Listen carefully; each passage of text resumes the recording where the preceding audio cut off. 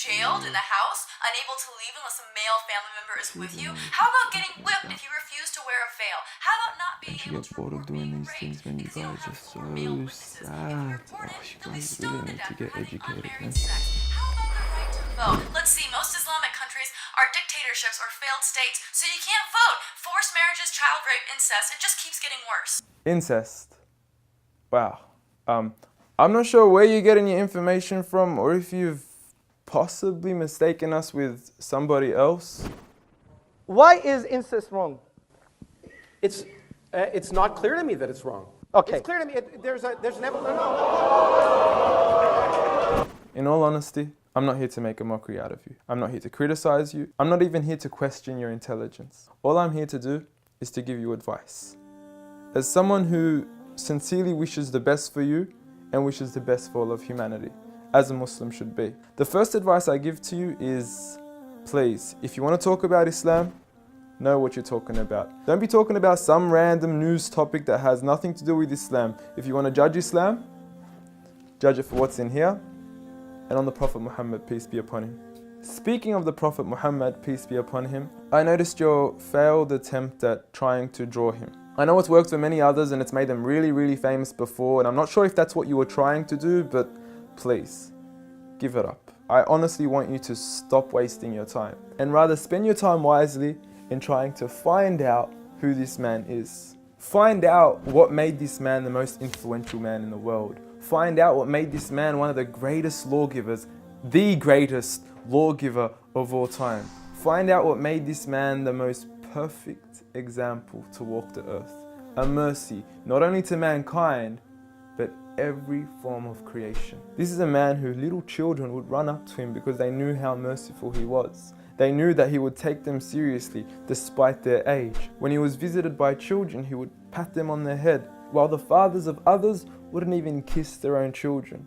At a time when people were burying their daughters alive, he was the one who gave honor to daughters.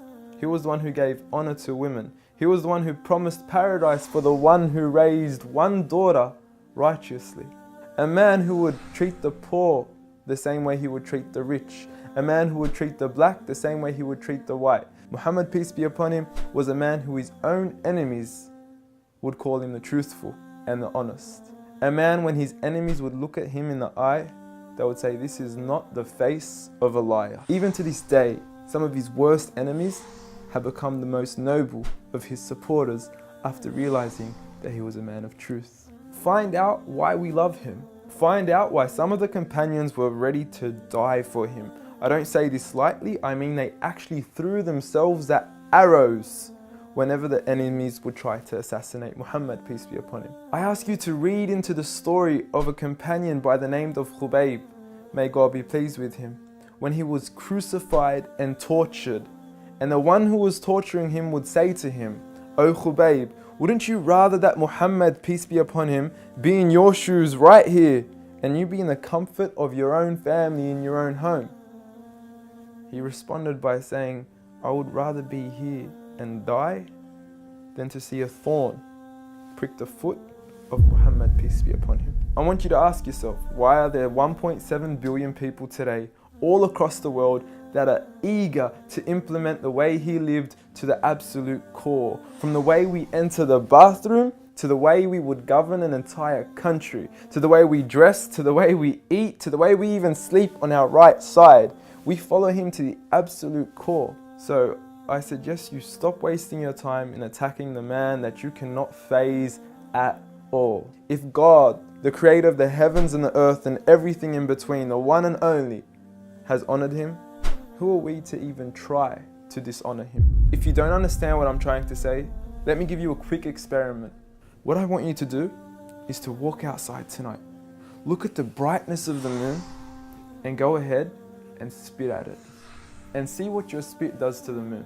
The same way that your spit doesn't affect the brightness of the moon. The same way that your spit doesn't even reach the moon. The same way that your spit doesn't even faze the moon, is exactly what you're doing when you even try to attempt to dishonor Muhammad, peace be upon him. And if anything, when you do try to spit at the moon,